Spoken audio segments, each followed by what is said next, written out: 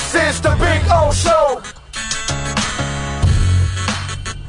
This is the Big O Show. All right. So, Manny, you've been covering this for a long, long time. Did you know that there was an Assumption University? I did come across the name Assumption University not too long ago. Really? For what? Dude, there's just I do a lot of research on like FCS and D2 and NIA just because I'm looking at where some of these players come from in the transfer portal.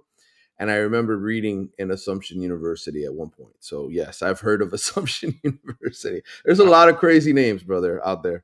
I had no idea. I mean, if we would have assumed, it would have been right on Assumption University there. Or as Skylar Tipton on the chat board says, their slogan has to be Assumption University, where we make an ass out of you and me. So because Nova Southeastern, the Sharks are always in the mix, so they're in the Elite Eight and they're going for it, and they're the number 1 seed, and the number 8 seed that they're taking on is Assumption University, and I saw that, I was like, what the hell is that, dude? That's funny. Dude, there's thousands of schools nobody's ever heard of, but they're out there. They exist. Yeah, no, definitely. Definitely. Assumption University. That is a trip. All right, man. So the Canes had their first padded practice. Tell us what Cristobal and Mirabal and Taylor and Damian Lewis and all the boys had to say about what they saw in the padded practice. What do you know? Well, they're going to have their first padded practice on Saturday. Right. They're going to have it, but they're basically through all the little soft stuff. So Saturday will be the first one that they get to go out there, and I'm sure they're going to scrimmage, which they always do this time of year, right? You get usually two real scrimmages in, and then the spring game you show nothing, right? Because the public is watching. So we will find out what happens tomorrow when they have their first padded practice. But I think to this point, coaches are excited about, some of the young players that have developed. Again, you think about where Mario is with this program going into year 4. He spent a lot of time recruiting, upgrading the offensive and defensive lines, retooling the secondary. This week we got to hear from the offensive line and defensive line coaches. And I think that, we're seeing different guys stand out. We're seeing, guys develop. You're losing Simeon Barrow and CJ Clark, 2 veterans on the defensive line. Miami went out, got David Blvd from Louisiana Tech. He's the veteran transfer, but the guy to watch that's really, I think, blowing up is Justin Scott. He was the 5-star that Mario got, not this past year, but the year before. I think he's really taken off there. And then I think on the offensive line, a guy who's been at Miami for a long, long time, started the season last year with the first team at Florida at guard, is Ryan Rodriguez. Ryan Rodriguez ends up getting hurt, misses the rest of the year. Well, he's back with the first team right now. I think he's competing with Matthew McCoy for that left guard spot to basically take over there, and so he's in the competition there.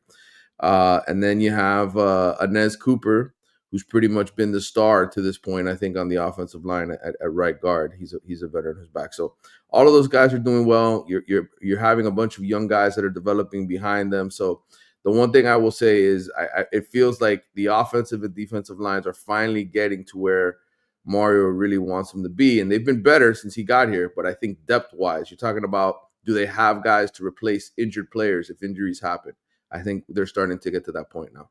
Yeah, the one thing that I wanted to ask from what we know is obviously Beck's not going to practice. How important is it for these practices for the backup? Yeah. Because God forbid Carson has some kind of a setback or something, you're going to need the other guys to bail your ass out. Yeah, I had a friend who attended practice this week who's a scout, and he said to me, they're a 7 to 8 win team without Carson Beck, because that's the big difference in terms of the quarterback drop-off.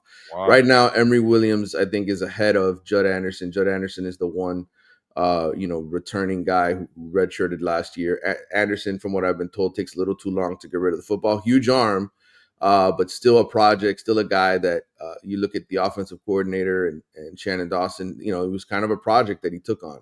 Anderson's a big dude, 6'7", big arm, all of that, but still too slow getting rid of the football. So my early reports are that Emory Williams looks like the best backup. I know there's a lot of excitement over Luke Nickel, the freshman who got on campus. But watching Luke Nickel with my own eyes, the first day of practice, I was a little like, wow, this guy's kind of small compared to the other two dudes.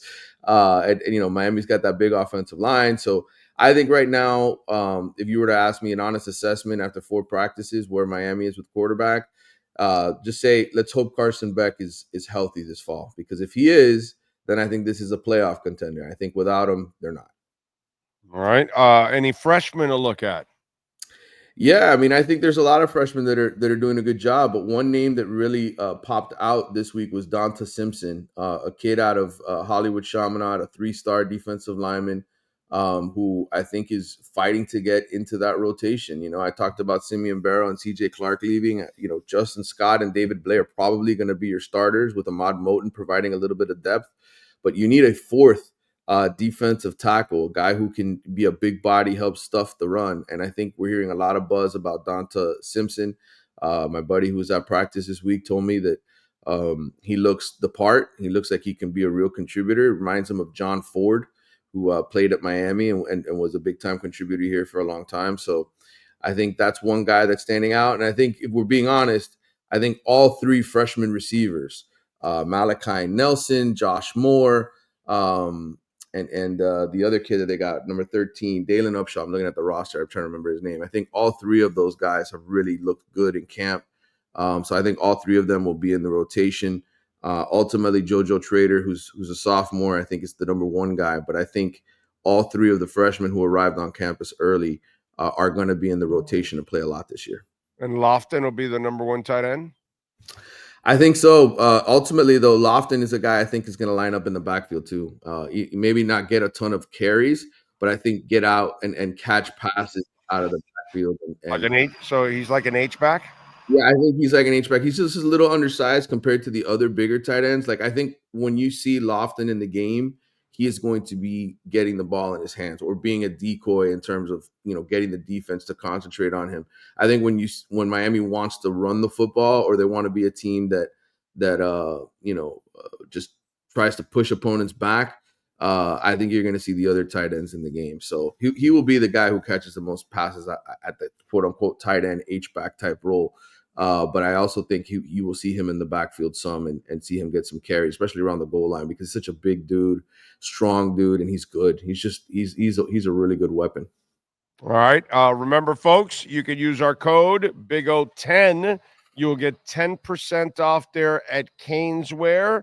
Check them out at 2655 South University Drive in Davie. We are going to be there on Tuesday, actually, broadcasting live this week at Caneswear. So come on by and say hi. Great opportunity to get some stuff. InterMiami gear, Miami Heat. They might have to put that stuff on discount soon. Anyways, Miami Marlins gear, that's already been discounted right there. And they got all kinds of stuff there. Miami Dolphins gear, so check it out. They got anything and everything with the Canes logo on it. And, of course, you can get 10% off if you use our code BIGO10. And if you order over $99, you will get free shipping at caneswear.com.